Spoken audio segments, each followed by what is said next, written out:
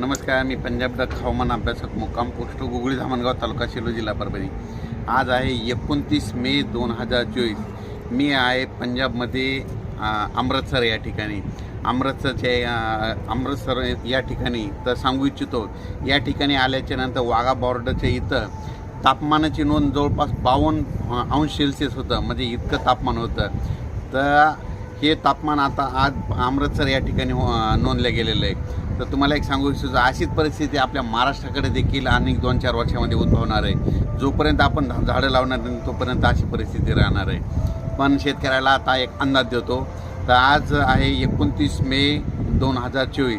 शेतकऱ्याला सांगू इच्छितो, शेतकऱ्यांना आणखीन 2-3 दिवसांमध्ये शेतीचे कामे आटपून घ्या, कारण की राज्यामध्ये जवळपास 1 तारखेला 1 तारखे ते 1 जून ते जवळपास 10-11 जूनपर्यंत दररोज भाग बदलत पावसाचा सुरुवात होणार आहे। म्हणून हा अंदाज लक्षात घ्यायचा।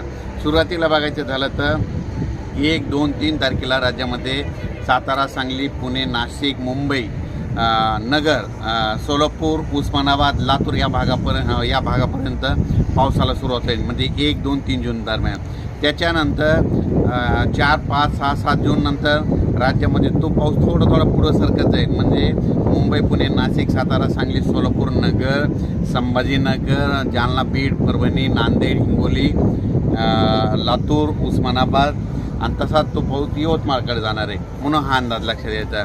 त्याच्यानंतर 5, 6, 7 जूनच्या दरम्यानमध्ये तो पाऊस परत आणखीन पुढं, म्हणजे सातारा, सांगली, सोलापूर, पुणे, नाशिक, मुंबई, तसेच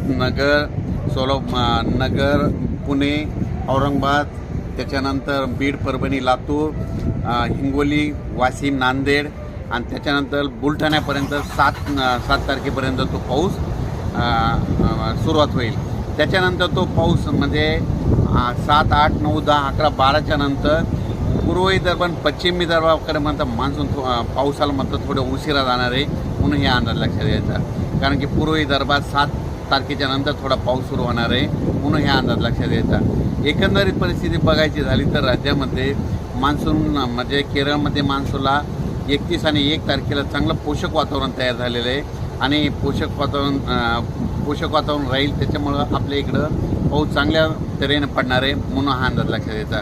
पण परिस्थिती एक सांगू इच्छितो की राज्यात शेतकऱ्याला पाऊस पडल्याच्या नंतर जमिनीमध्ये एक ओल गेल्याशिवाय पेरणीचा निर्णय घेऊ नये, कारण की जोपर्यंत शेतात पाऊस पडल्याच्या नंतर शेतात जायचं, कुदळीमध्ये खोदल्याच्या नंतर जमिनीतली ओल तपासायची, एकही जर ओल गेली तर तुम्ही पेरणीचा निर्णय घेऊ शकता।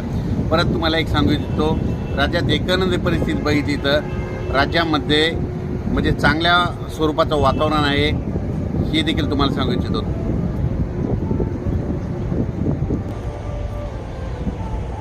राज्यात विदर्भ, पश्चिम विदर्भ, पूर्व विदर्भामध्ये मात्र 7 जूनच्या नंतर पावसाला सुरुवात होणार आहे। म्हणून हे अंदाज लक्षात द्यायचा।